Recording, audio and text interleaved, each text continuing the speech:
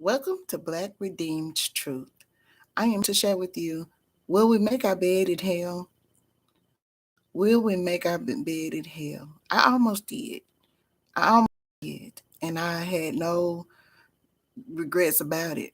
I didn't care. I didn't want to live my life for Christ. I wanted to do what I wanted to do. But then, as time went on, I started to see my children be affected with some of the senseless decisions that I was making. I was making permanent decisions on feelings, permanent decisions on temporary feelings, which many of us do. And it's not too late to turn to God and ask Him for direction. It's not too late. It's actually the best decision that I could have ever made because I was one of those that loved to tongue kiss the devil. I didn't care. Whatever I was big and bad enough to do, I did it whenever I wanted to do it. But there's repercussions behind that. Those times that I was actually doing stupid stuff, and when it came to the point to where I had to pay for it, I wasn't ready to pay for that. Nor was I ready to see any of my children pay for it. And a lot of you may say, well, that has nothing to do with your children. Yes, it does. Your secret escapades open demonic doors to your children for a generation now. That's in Deuteronomy. See, those things that we thought was cute and funny, it's not. After you get older, it's not as funny and cute as you thought it was. So I had to make up my mind after the Lord put my daughter on her deathbed and my grandbaby. She was pregnant with him. My beautiful daughter was pregnant with my first grandchild.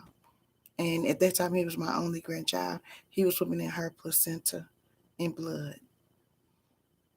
And the Lord was saying, do you hear me now? Because of the sinful act I had, made. I was in and out of my faith, in and out of my faith, and I didn't care one way or another how people looked at me. I was just, I was going to do it big, whatever I was doing, only set to make a fool of myself.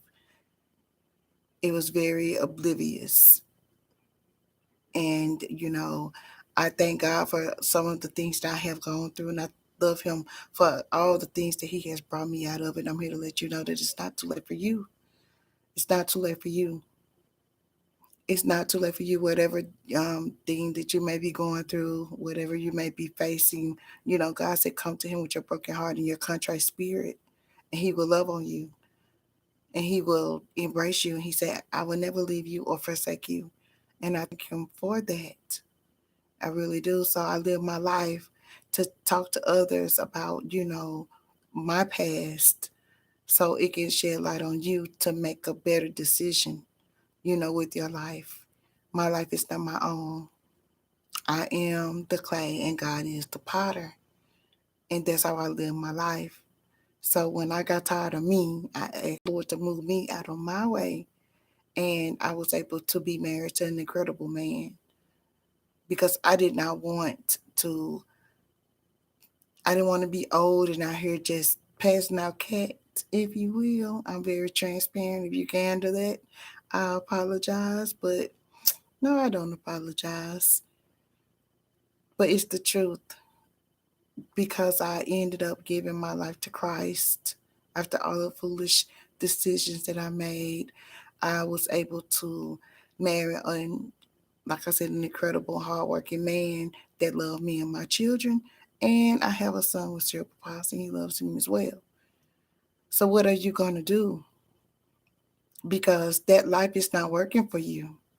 And I know you've gone to different churches and people have, shown you different many faces, but it's not about them. It's about you and your walk with Christ because your children may need you to come out of the world to walk in a marvelous light with God. He will give you the Holy Spirit to help you. That's who He is. That's who He is. So will you make your bed in hell? Because when you die, when we all die, Jesus is going to meet us. We have to go before Him. What can we say? What can we say? Lord, I didn't know you. We won't be able to say that. We won't be able to say any of that. So I'm asking you now to give your life to Christ.